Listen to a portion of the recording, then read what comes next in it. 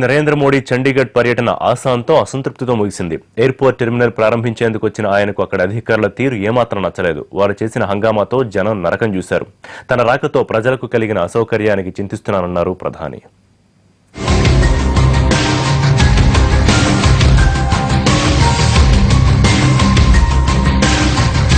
జనం వేసిన ఓట్లతో అధికారంలోకి వచ్చే పాలకులు వారిని ఇబ్బంది పెట్టడం ఏమాత్రం హర్షించదగ్గది కాదు.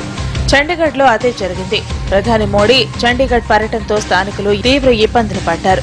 విమానాశ్రయంలో నూతన టెర్మినల్ ప్రారంభోత్సవానికి మోడీ రావడంతో అధికారులు అత్యుత్సాహం ప్రదర్శించారు.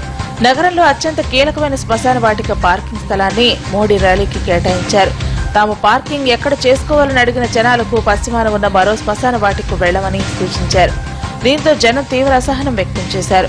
దీనికి తోడు బ్రిగేడియర్ దేవేంద్ర సింగ్ కుమారుడు యాక్సిడెంట్ లో చనిపోతే అతని అంత్యక్రియల్ని ప్రధాన శ్మశాన వాటికలో జరిపేందుకు వీలు లేకుండా పోయింది. ఇది కూడా తీవ్ర అసౌకర్యం కలిగించింది.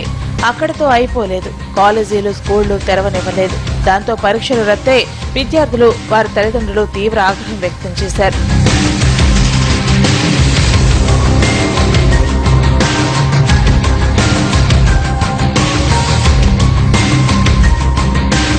విమానాశ్రయంలో కొత్త టెర్మినల్ ను ప్రారంభించిన మోడీ తర్వాత చండీగఢ్లోని ప్రధాన ఆసుపత్రిలో జరిగిన గ్రాడ్యుయేషన్ సెరమనీకి ముఖ్య అతిథిగా హాజరయ్యారు. అయితే ఆయన వస్తున్నారనే అధికారులు ఇక్కడ కూడా చేయకూడని తప్పులు చేశారు.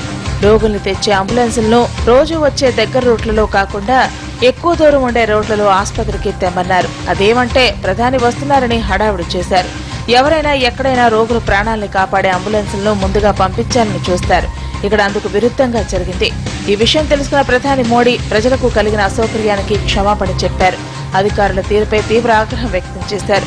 తన పర్యటన సందర్భంగా పాఠశాలకు సెలవు ఇవ్వడం దురదృష్టకరమన్నారు.